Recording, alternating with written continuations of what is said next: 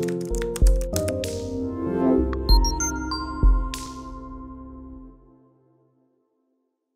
right, Coach. First question I have for you. Obviously, it's been a unique preseason, but how are things going for you guys up in Erie?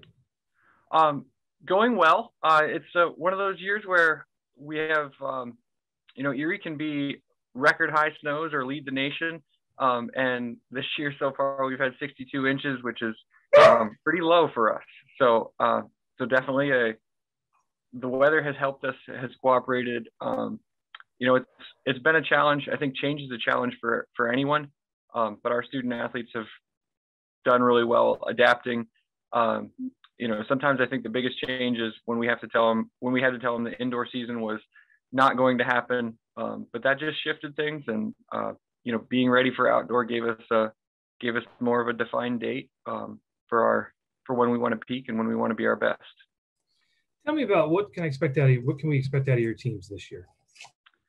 I think we'll be strong. I know that we have some of our student athletes who had been with us or who are going to be with us again next year, took advantage of some of the opportunities the school had offered with some online learning, or just for personal reasons, chose not to be on campus with us this semester. So that's a little bit of a challenge for me from a depth perspective, but I think at the core of the team, we still have a lot of really strong young men and young women, and I think they'll be ready to go, and they'll be ready to be very competitive throughout this season. Obviously, we have Alfred at State and Keystone Gallaudet's taking the year off. On the women's side, we have Alfred State, Keystone, Notre Dame, and now Cedar Crest joining the fold. What do you expect out of the league this year?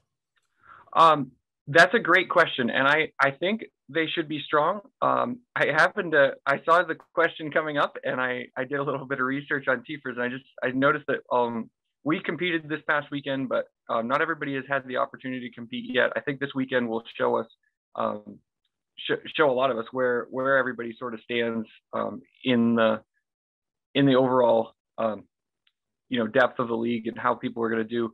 I think I think that the league will be competitive. I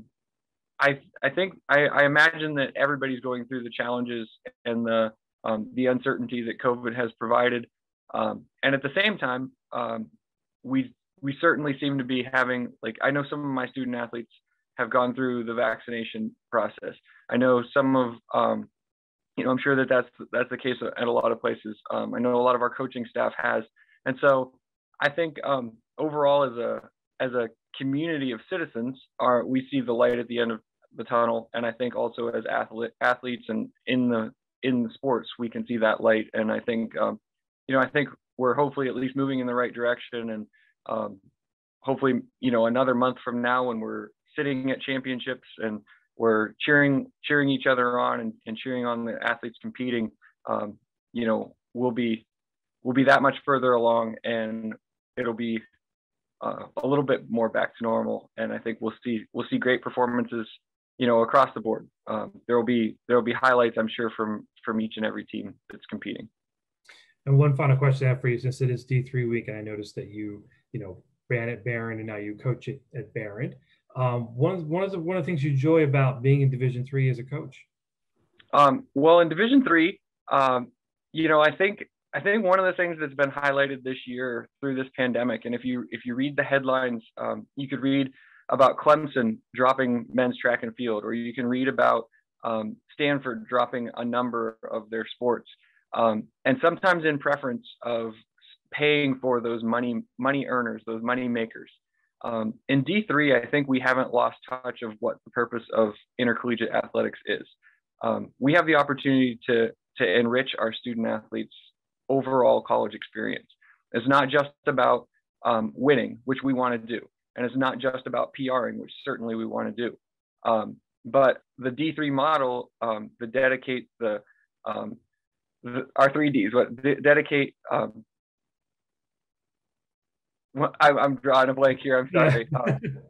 But we have our 3Ds with the D3 model, and I think we are able to dedicate, develop, and discover our potentials. And our student athletes do great at those things. Our student athletes are in the classroom. Our student athletes are out, volunteering and making great careers of themselves. One of my student athletes did an internship 2 summers ago with Amazon, continued with Amazon, now works for them full time, makes a whole lot more money than I ever will.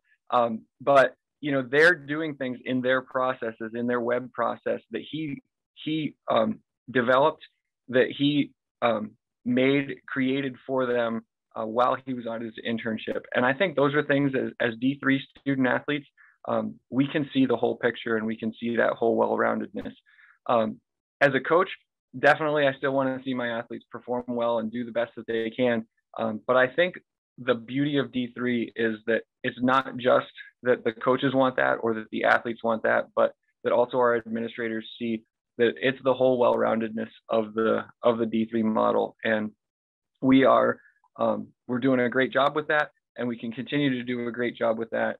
And hopefully, I think there's a lot of D1 and even D2 areas that could learn a thing or two from our investment in the whole of the culture of athletics.